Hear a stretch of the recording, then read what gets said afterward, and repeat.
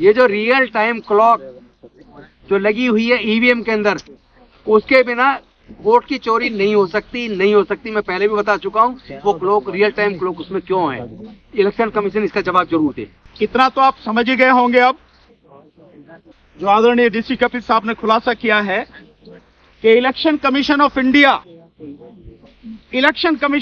नहीं रहा, ये इलेक्शन कमीशन ऑफ मोदी बन चुका है। BEL है,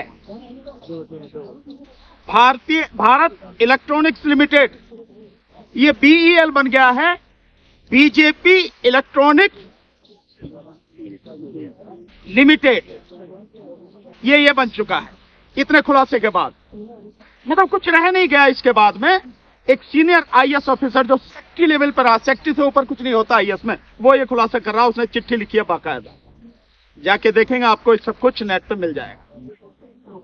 खैर, एक और बड़ा खुलासा हम लोग करेंगे, या तो 1 तारीख को या 3 तारीख को, जो भी डेट होगी आपको बताएंगे, और बताएंगे कि कितना बड़ा खुलासा है वो, और इलेक्शन कमीशन और बीजेपी किस तरह से मिले हुए हैं और इस देश के लोगों के साथ, जो यहाँ के मतदाता हैं, उनके साथ कितना बड़ा धोखा कर रहे हैं, कितना घात कर रहे हैं उनके साथ में, उनकी पीठ में छुरा भोंक रहे हैं।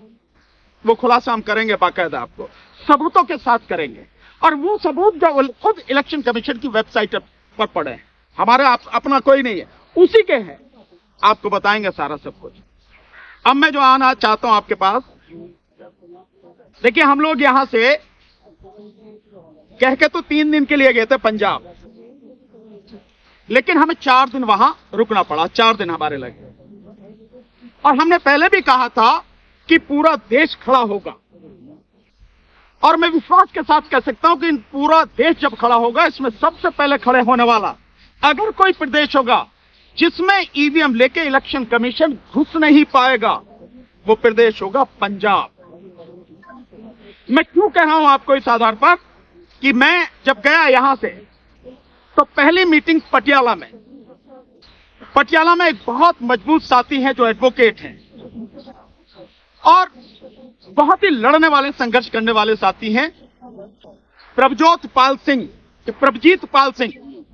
वो हमारी टीम के, जो पंजाब की जो स्टेट की टीम है, उसके हमारे कोऑर्डिनेटर, और वहां बहुत बड़ी संख्या में वकील, और साथ में किसान संगठन, जिसमें 2 संगठन बहुत मुख्य रूप से, एक कीर्ति किसान यूनियन, उसके जो लीगल सेल के साथी हैं रविंदर पटियाला, वो उसमें उपस्थित थे, और एक इन सबको इकट्ठा करने में जिनकी बहुत बड़ी भूमिका थी, वो थे बूटा सिंह सादीपुर, जिनकी अखिल भारतीय किसान यूनियन सादीपुर जो है, वो उसमें शामिल थे।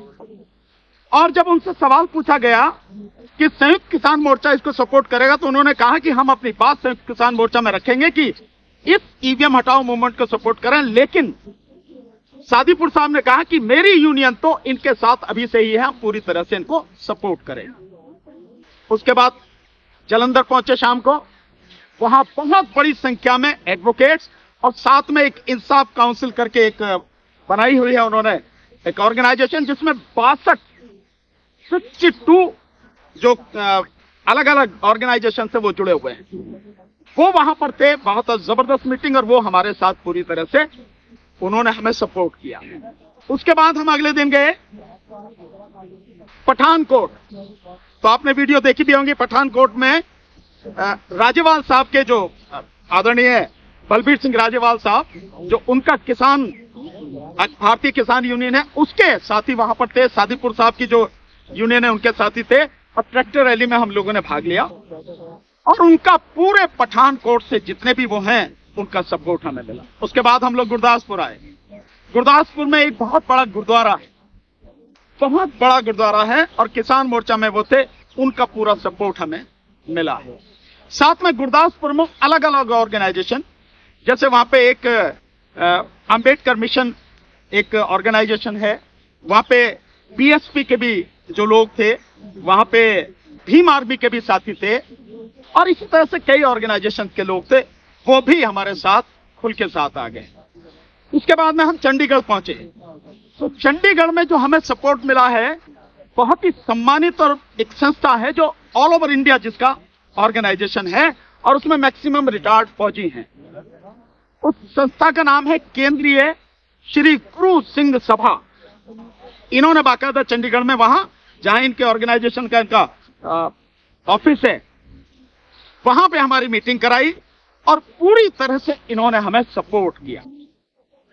वहीं पे हमें पता लगा कि 28 तारीख को संयुक्त किसान मोर्चा की मीटिंग यहां पे होने वाली है चंडीगढ़ में।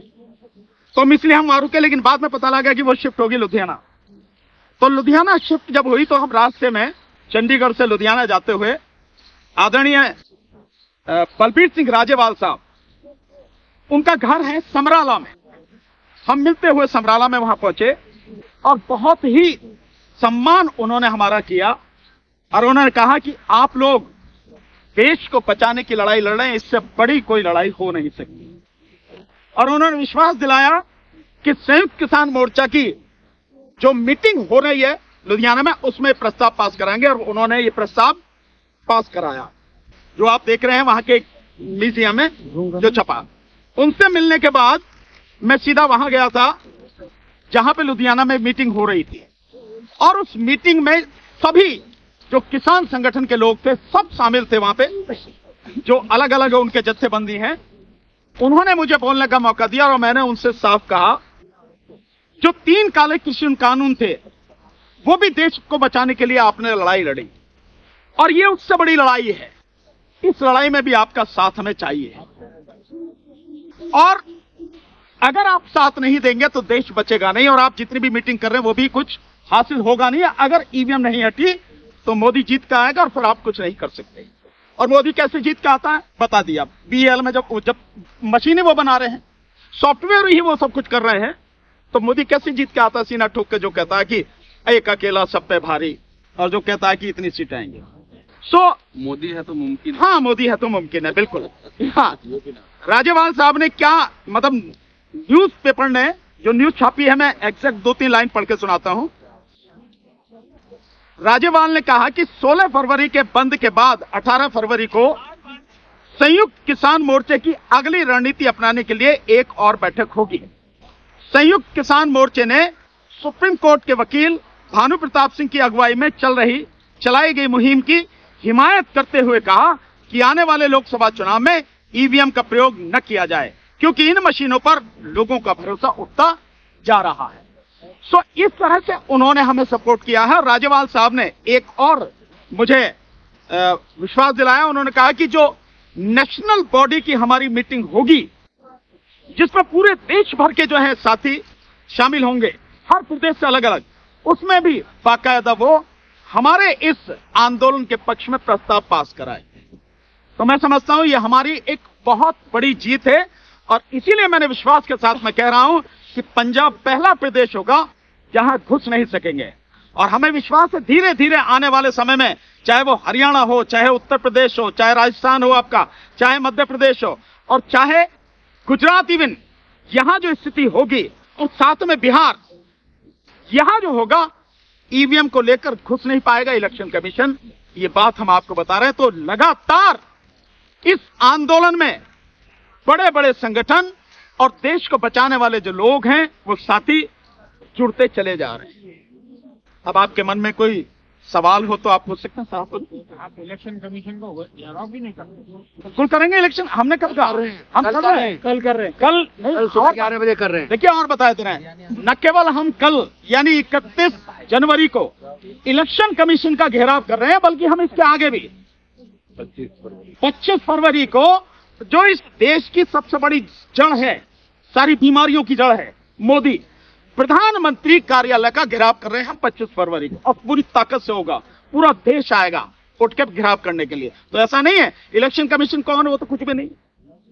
इलेक्शन कमीशन छोड़ो, जिसके इशारे पे इलेक्शन कमीशन ना चला हम उसे भी नहीं छोड़ेंगे, उसका भी घेराव करेंगे। इलेक्शन कमीशन तो अभी भी कर रहा है, यूपी में अपनी एक गाड़ी लेके जा रहा है चुनाव आयोग की। हाँ, तो मोदी की गारंटी लिखा हुआ है। बिल्कुल मोदी की गारंटी, तो वो इसलिए तो मैं कह रहा हूँ ना कि चुनाव, बिल्कुल मैं जो कह रहा हूँ, चुनाव आयोग भारतीय चुनाव आयोग नहीं रह गया, भारत चुनाव आयोग नहीं रह गया।